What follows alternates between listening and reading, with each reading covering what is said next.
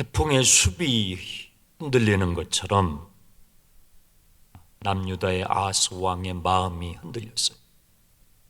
하나님께서 이사야 선지자를 보내셔서 너는 믿음에 굳게 서야 한다. 아람과 북이스라엘이 남유다를 쳐들어와서 예루살렘이 지금 위태롭게 되었지만 하나님께서 다윗의 가문과 맺은 그 언약을 신실하게 지켜가실 것이고 이 예루살렘을 보호하실 것이기 때문에 너는 믿음에 굳게 서라. 이사야를 통해서 하나님께서 말씀해 주시는데 이 아하스가 믿지를 못하는 거예요. 너무 눈앞의 현실이, 내가 지금 겪고 있는 내 앞에 있는 현실이 너무 어렵기 때문에, 위태롭기 때문에 하나님 보이지 않잖아요. 하나님은 보이지 않고 눈앞의 현실은 너무 현실적으로 보이니까 두려워서 믿지를 못하는 것이죠. 그래서 하나님께서 네가 그렇게 믿지를 못하는데 너가 믿을 수 있는 증거를 깊은 데에서나 높은 데에서나 한번 구해봐라. 대단한 제안이죠. 우리 같으면 정말 하나님 좀 이렇게 해보시면 내가 믿을게요. 홍해를 가르시든지 저 산을 좀 옮겨주시든지 하면 제가 믿을 것 같습니다. 금방 이야기했을 것 같아요. 그런데 아하스는 말하지 않아요. 그걸 거절해요. 왜냐하면 그는 이미 그 마음에 아수르를 의지하기로, 아수르의 제국의 힘을 의지하기로 마음을 먹고 사신을 보낸 상태였기 때문에 그는 하나님을 의지하지 않겠다는 것입니다. 거절하는 거예요. 거절하는 이 아하스에게 하나님께서 주셨던 예언이 바로 그 유명한 임마누엘의 예언이었죠. 우리는 그 내용을 앞에서 살펴보았습니다. 당장 눈앞에 있는 문제를 해결하기 위해서 우리는 이 아하스와 같이 반응할 때가 많이 있지요. 제국주의의 본성을 꿰뚫어 보지 못하고, 여러분 그 아수르를, 그 제국을 불러들이면 그냥 도와만 주겠습니까? 절대 그렇지 않습니다. 우리가 중국 편에 서면, 미국 편에 서면 무조건 우리를 도와주나요? 기회만 있으면 우리를 삼키죠. 이 제국주의의 인간의 욕망의 그 중심을 꿰뚫어 보지는 못한 이 아하스는 어리석은 근시안적인 선택으로 말미암아 더 큰 불행을 초래하게 되었던 것이죠. 이사야는 어땠을까요? 1절을 보십시오. 여호와께서 내게 이르시되 너는 큰 서판을 가지고 그 위에 통용 문자로 마헬살랄 하스바스라 쓰라. 사진을 보십시오. 마헬살랄 하스바스라 쓰라. 이 통용 문자로 쓰라는 것은 모든 사람들이 누구나 다 알아볼 수 있도록 하라는 것입니다. 큰 서판에 저렇게 써서 누구나 알아볼 수 있도록 쓰라는 것이죠. 그리고 2명의 증인을 세우라고 하셨어요. 성경에는 증인을 2 이상을 세우라고 말씀하시죠. 그리고 하나님께서 이 이사에게 2번째 아들을 주시는데, 첫 번째 아들은 7장에서 나왔죠. 2번째 아들을 주시는데 그 2번째 아들의 이름을 저 마헬살랄 하스바스라고 붙이라고 그래요.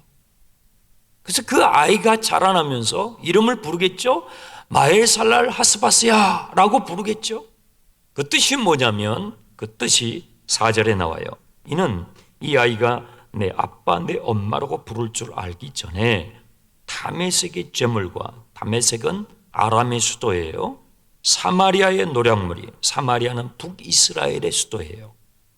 남유다를 치러 내려온 아람과 북이스라엘이 남유다에서 노획한 그 노획물이 속히 아수르 왕에게 옮겨질 것이라는 뜻이에요. 노획물이 속히 빼앗겨질 것이다 라는 뜻이에요. 하나님께서 이렇게까지 하신 이유는 이 일이 반드시 일어나고 말 거라는 거예요. 그래서 너는 큰 서판에 써서 사람들에게 보여주고 2명의 증인을 세워서 증언을 하게 하고 너가 태어나는 둘째 아이의 이름을 마에살랄 하스바스라고 붙여서 부르게 하여 사람들로 하여금 나의 이 예언을 기억하게 하라. 이 일은 반드시 이루어질 미래라는 것입니다. 언제 이것이 이루어진다고요? 4절, 이 아이가 아빠, 엄마라고 부를 줄 알기 전에. 여러분, 아이가 태어나게 되면 언제 아빠, 엄마를 부릅니까? 보통 엄마를 먼저 부르고 아빠를 나중에 불러요.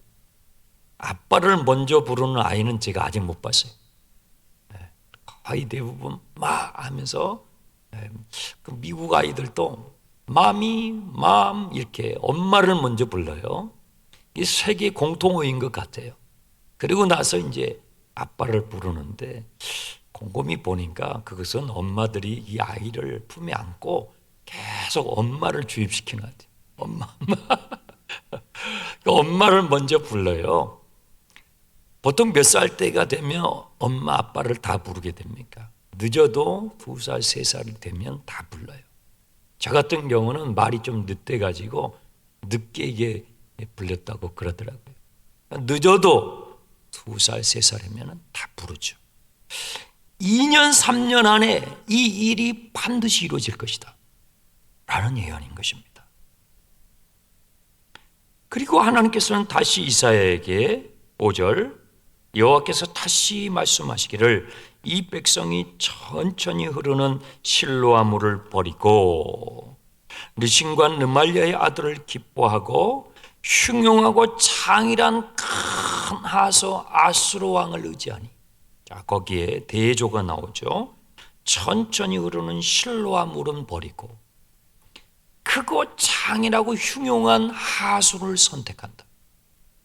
여기서 말하는 천천히 흐르는 실로아 물은 예루살렘 앞에 있는 기온샘 물을 말해요.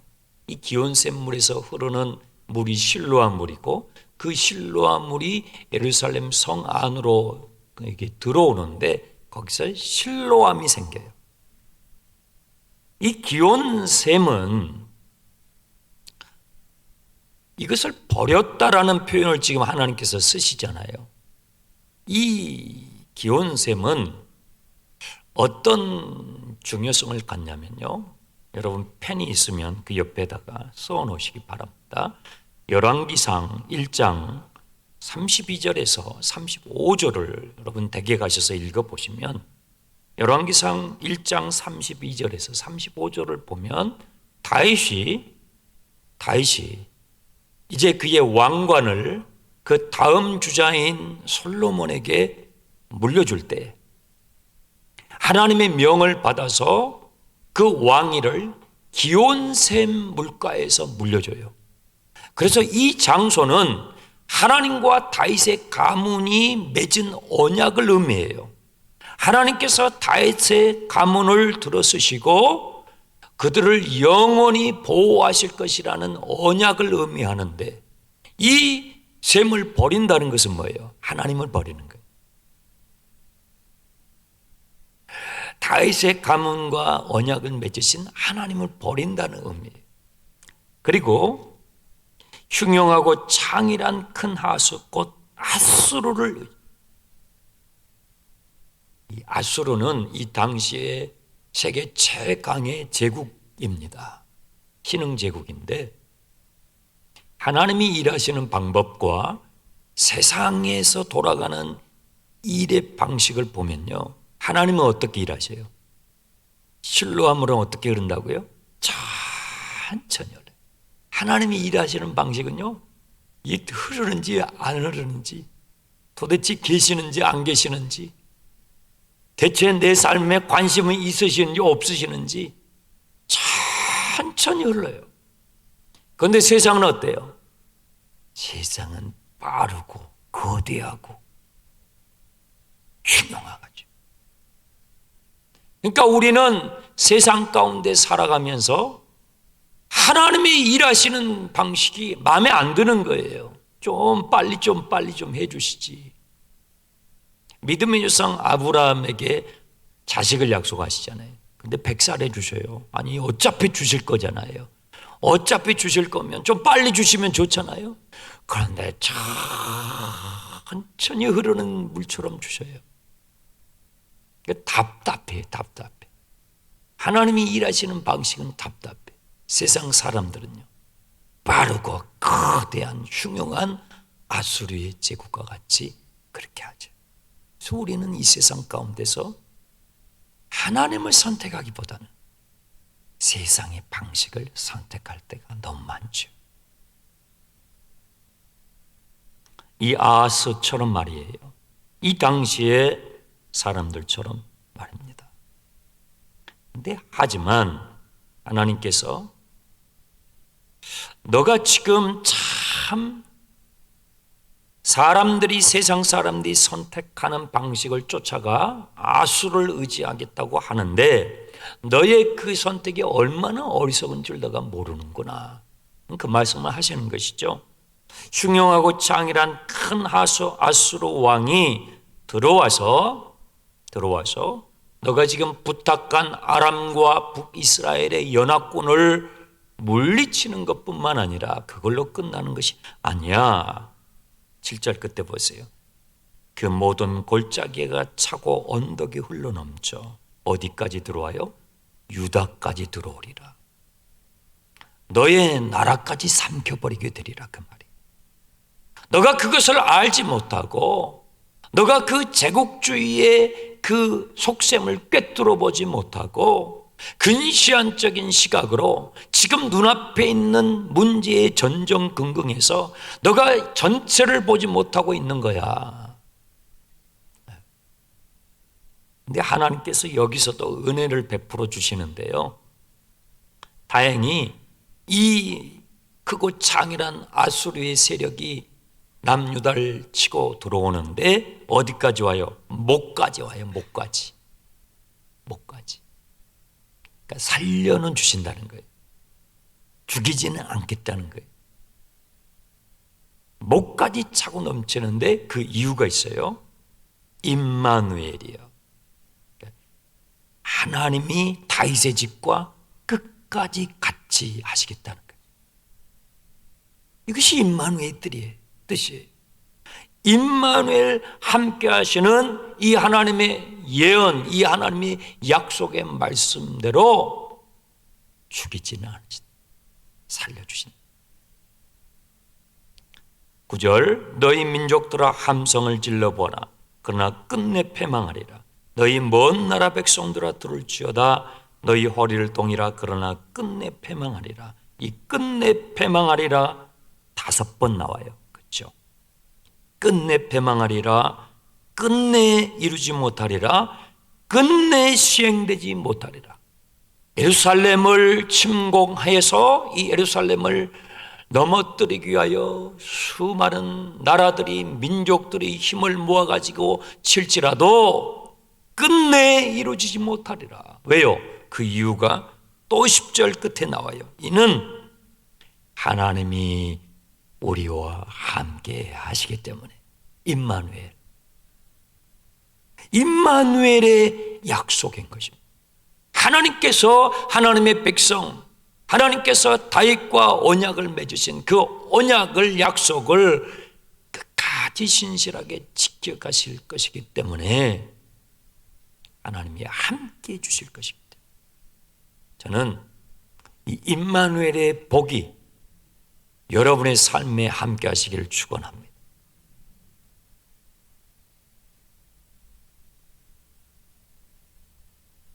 하나님이 우리와 함께 하시는 것이죠. 하나님께서 이사야에게 다시 말씀하십니다. 11절 여호와께서 강한 손으로 나에게 알려주시기를 이 백성의 길로 가지 말며. 자, 이 백성의 길로 가지 말며. 밑줄 그으세요. 무슨 뜻이에요? 이 세상 사람들이 가는 길, 이 세상 사람들이 추구하는 가치관, 이 세상 사람들의 길은 뭐예요? 그들이 가는 길은 뭐예요? 힘의 논리를 쫓아가죠. 아수르는 이 당시의 신흥 제국이에요. 힘이 강력하죠. 이 세상의 가치관은 힘의 논리예요. 또 이 세상의 가치관은 뭐죠? 돈이죠. 자본이에요. 자본주의. 힘과 자본의 논리, 이것이 이 세상 사람들이 가는 길이. 하나님께서 이사야에게 너는 말이야 이 길로 가지 말아라. 너는 이 세상 사람들이 가는 길로 가지 말 것이며, 또 12절 이 백성들이 너에게 반역자라고 말하여도 흔들리지 말아라. 왜 반역자라는 소리를 들어요? 왜 배신자라는 소리를 들어요? 마엘 살랄 하스바스라고. 곧 이 나라에 어려움이 닥칠 것이다. 곧 이 나라가 정말 망하기 직전까지 될 것이다. 누가 좋아하겠어요?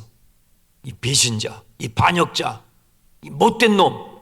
사람들이 마엘 살랄 하스바스라고 아이 이름을 붙여가지고 이사야의 둘째 아들이 불러가지고 그 아이 이름을 부를 때마다 뭐예요? 하나님께서 예루살렘에 이제 치실 것이다. 그 말을 들을 때마다 이사야는 배신자네. 우리나라를 배신하는, 우리나라가 잘 되는 것을 원하지 않는 배신자네. 그런 어려움을 겪게 될까? 그런 소리를 듣게 될지라도 나는 이 백성들이 가는 길로 가지 말고, 이 백성들이 두려워하는 것을 두려워하지 말며. 사람들이 두려워하는 것은 뭐예요? 아수르의 칼과 창이 두렵죠. 세상의 힘이 두려운 거예요. 세상의 논리가 두려운 것이죠. 그래서 타협을 하는 것이죠. 사람을 의식하는 것이죠. 근데 하나님께서 말씀하시는 거예요. 이 세상 사람들이 두려워하는 것을 두려워하지 말고 진짜 두려워하는 대상을 두려워하라. 그분이 누구예요? 13절 만군의 여호와 너는 그를 거룩하다 하고 너는 그분을 정말로 두려워할 자로 여겨라. 하나님을 두려워하라. 이 세상 사람들이 가는 길로 쫓아가지 말고, 세상 사람들이 두려워하는 것을 두려워하지 말고 진정으로 두려워해야 될 하나님을 두려워하라고 말씀하는 것이죠. 여러분, 사람이 두려움에 사로잡히게 되면요, 그러면 모조품을 선택하게 돼요. 진짜를 선택해야 되는데 사람이 두려움에 사로잡히게 되면 진짜로 두려워해야 할 하나님을 붙잡지 않고 모조품을 붙잡게 돼요. 너는 그렇게 되지 말아라. 주님께서 당부하시는 것입니다. 그러면 14절 그러면 하나님께서 너의 성소가 되어주시리라. 하나님께서 너의 보호자가 되어주시리라. 하나님께서 너의 인생의 피난처가 되어주시리라 하는 것입니다. 그러나 이 세상 길로 가는 사람들에게는 하나님께서 뭐가 돼요? 걸림돌과 걸려 넘어지는 반석과 함정과 올무가 되게 하시리라. 여러분, 우리가 신앙생활을 하는데요, 우리가 이 세상 길을 자꾸 쫓아가게 되잖아요. 그렇게 되면 우리가 신앙생활을 해도 하나님께서 우리를 걸려 넘어뜨리게 하는 거침돌이 되신다는 거예요. 우리의 인생에 내가 예상하지 않았던 일들이 내 가정과 내 주변에서 일어날 때, 그런 일들이 왜 일어나냐면 우리가 이 세상 길로 갈 때 그런 일들이 벌어져요. 너는 이 세상의 길로 가지 말아라. 그렇게 되면 내가 너에게 성소가 되는 것이 아니라 너희 집에 걸림돌과 걸려 넘어지는 반석이 될 것이다. 그러므로 이사야야, 너는 나를 신뢰하고 나의 말을 의지하고 내가 너에게 요구하는 길로 가라고 말씀하고 계시는 것입니다. 자, 이사야는 어떻게 선택을 할까요? 이사야의 선택이 16절 이하에 나옵니다. 너는 증거의 말씀을 삼으며 율법을 내 제자들 가운데 봉함하라. 이 말씀을 여러분이 잘 보세요. 지금 이사야가 자기 자신에게 하는 말이에요. 너는 증거의 말씀을 삼으며 율법을 내 제자들 가운데 봉함하라. 이제 야곱의 집에 대하여 얼굴을 가리시는 여호와를 나는 기다리며 그를 바라보리라. 이사야가 자기 자신에게 지금 말하고 있는 거예요.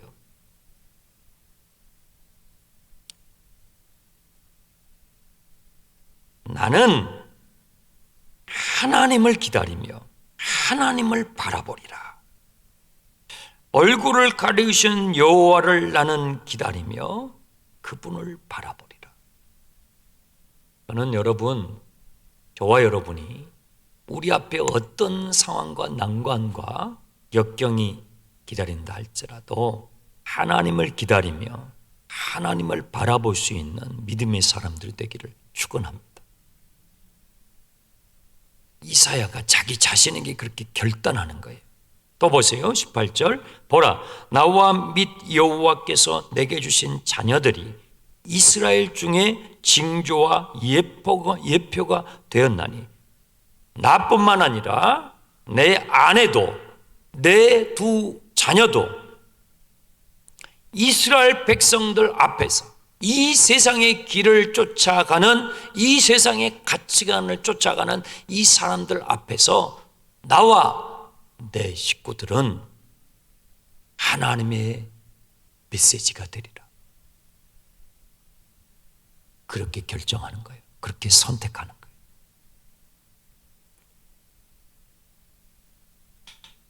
거예요. 하나님이 얼마나 기뻐하셨겠어요. 여러분, 17절에 얼굴을 가리우시는 여호와라는 표현이 나와요. 하나님께서 그의 얼굴을 가리우시게 되면 어떤 일들이 벌어지게 되냐면 19절에 어떤 사람은 주절거리며 속살거리는 신접한 자와 마술사에게 물으리라. 하나님께서 그의 얼굴을 가리우시게 되면요, 사람들이 누구를 찾아가게 되냐면 무당을 찾아가요. 신접한 자들 찾아가요. 왜 대통령 선거를 치르면서 국가를 경영한다는 분들이 무당을 찾아가요? 하나님의 얼굴이 가리워질 때 그러는 거예요. 하나님의 얼굴이 가리워진 시대의 사람들은 어찌 산 자가 죽은 자에게 물으리요? 귀신들을 찾아가요. 왜요? 그의 삶에 하나님의 얼굴이 가리워져서. 하나님의 얼굴이 가리워지게 되면 또 어떤 일이 벌어집니까? 21절. 이 땅으로 헤매며 공고하며 굶주리게 될 것이라. 그가 굶주릴 때 격분하며 영적인 기근이 들어요. 굶주리게 돼요. 오늘날 설교가 얼마나 많아요? 얼마나 많습니까? 그런데 하나님의 음성이 들리지 않는 거예요. 수많은 설교를 듣지만 내 인생을 향하여, 내 영혼을 향하여 주시는 하나님의 음성을 듣지를 못해. 영적인 기갈이 드는 거예요. 그것이 하나님의 얼굴을 가려버릴 때 일어나는 일들이에요. 또 22절. 위를 쳐다보아도 땅을 굽어보아도 환난과 흑암과 고통의 흑암뿐이니 사방이 흑암으로 뒤덮여버려요. 영적인 흑암이에요. 심한 흑암 가운데에 쫓겨 들어가게 되리라. 이것이 하나님께서 그의 얼굴을 가려버리실 때에 일어나는 일들이에요. 이런 일들이 이제 남유다에 일어나게 될 것이다. 하지만 이사야야, 너는 저 백성들이 가는 길로 가지 말고 너는 내가 너에게 지시하는 그 길로 믿음으로 걸어가라는 것입니다. 자, 여러분, 예언서를 통해서 우리에게 가르쳐 주시는 신자의 삶이 무엇인가? 이제 마지막 66장까지 쭉 우리가 가게 되는데, 이 예언서를 통해서 주님께서 우리에게 가르쳐 주시는 신자의 인생, 삶이 무엇인가? 그것은요, 이미 결정된 미래를 향하여 믿음으로 선택하며 걸어가는 거예요. 예언이라는 것은 마엘 살랄 하스바스, 예언이죠. 예언은 결정된 미래예요. 그렇죠. 결정된 미래를 향하여 믿음으로 선택하며 걸어가는 것이 신자의 인생이다. 그것을 우리는 예언서를 통해서 또 확인하고 또 확인하게 되는 것이죠. 그런데 이 결정된 미래지만 하나님께서는 우리가 그 과정을 선택하며 걸어가게 하신다는 점에서 우리의 미래는 닫혀진 미래가 아니라 열려진 미래라는 것입니다. 이 과정 가운데에 하나님의 주권과 인간의 선택, 그 두 가지 어느 것 하나도 소홀함이 없습니다. 그것이 우리 신자의 삶이에요. 여러분, 성경을 읽으시면서 창세기 보게 되면 하나님께서 아담과 하와가 에덴 동산의 중앙에 있는 나무의 실과를 손을 댈 때에 하나님께서 막지 않으세요. 아니, 그거 좀 막아주셨으면 이런 팬데믹으로 고생 안 하잖아요. 아니, 그거 좀 막아주시면 뭐 산불이 일어나고 전쟁으로 인하여 고통 안 당하잖아요. 그런데 하나님께서 막지 않으셔요. 이상하죠. 그리고 나서 아담아, 내가 지금 어디에 있느냐라고 그 다음에 오셔요. 이상하지 않습니까? 하나님께서 이미 아담과 하와에게 당부하셨죠. 너는 이 동산 중앙에 있는 이 나무의 실과는 먹지 말아라. 손대지 말아라. 그리고 다른 것은 다 먹어도 돼. 다 손대도 괜찮아. 이미 말씀하셨는데 아담이 어때요? 아담이 그 선을 넘어가기로 선택을 해요. 하나님이 막지 않으세요. 그 선을 넘어갈 수 있도록 자유를 주셔요. 이 대목이죠. 하나님은 우리에게 자유를 허락하셔요. 하나님은 심지어 하나님을 의심할 수 있는 자유를 주시고, 하나님은 심지어 하나님을 비판할 수 있는 자유를 허락하시죠. 하나님은 심지어 하나님을 거절하는 자유까지도 우리에게 주신다는 말이에요. 그래서 우리가 선택하고 걸어가 본 것과 하나님의 말씀과 비교해 보라는 거예요. 왜 하나님께서 이러한 과정을 허락하시는고 하면, 자유라는 것은요, 해봐야 알아요. 선택해봐야 알아요. 선택해보기 전에는 나에게 자유가 있는지 몰라요. 여러분, 어린아이를 여러분이 낳아서 키우잖아요. 그러면 어렸을 때는 엄마 말 잘 들어요. 목사님, 우리 아이는 너무 말을 잘 들어요.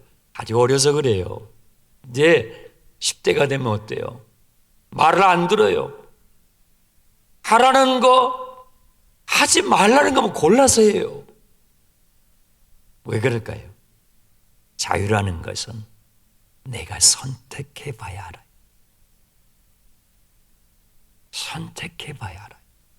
하나님께서는요, 우리에게 선택해 볼 수 있는 자유를 주셔요.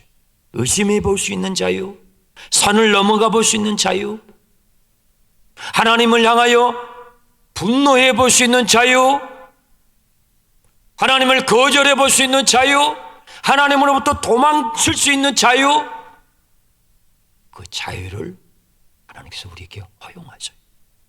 그리고 우리가 선택했던 그 것들과 하나님의 말씀과 비교해 보게 하죠. 어떤 사람에게는 그 과정이 10년 걸리고, 어떤 사람은 40년 걸리고, 어떤 사람은 평생 걸려요. 평생도록 해보고 나서 죽을 때 예수 믿는 사람이 있어요. 하나님은요, 그런 분이세요. 그래서 우리가 예수를 믿는다는 것은요, 지금 내 앞에 놓여져 있는 그 문제, 그것만 해결하기 위해서 예수를 믿는 그렇게 작은 것이 아니에요. 여러분, 예수를 믿는 것은요, 나의 전 존재, 내 인생 전부에 관한 것입니다. 우리는 우리의 신앙을 우리 앞에 지금 바로 내 눈앞에 놓여져 있는 그 문제만을 위하여 신앙생활을 할 때가 많아요. 그거 아니에요. 그거 아니에요. 나의 전 존재와 내 가족 각각과 나의 전 인생에 관한 것입니다. 그리스도인의 삶은 결정된 미래를 향하여 매일매일 믿음의 선택을 하며 걸어가는 것입니다. 아하스는 어떻습니까? 그는 왕입니다. 그런데 믿음으로 선택하며 걸어가는 것을 포기해요. 타협하죠. 안주하죠.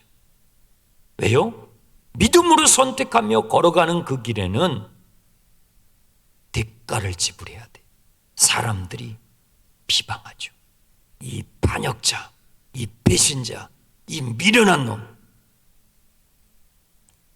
이사야는 그 대가를 지불하고 믿음으로 걸어가기를 선택하는 거예요.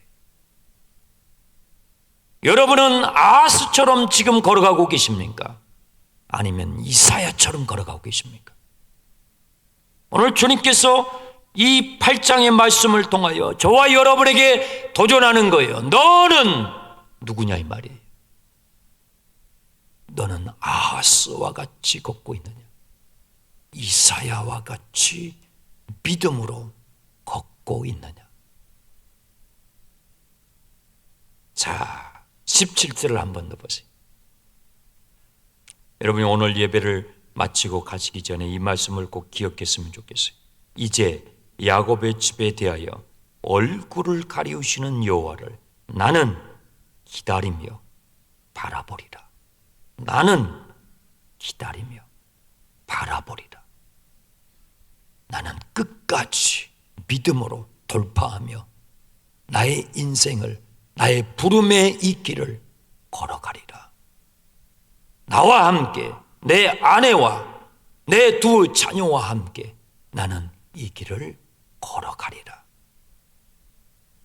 저와 여러분이 이 어려운 시기에 이사야와 같이 믿음의 걸음걸이가 있기를 주님의 이름으로 축원합니다. 기도하겠습니다. 하나님 아버지, 감사합니다.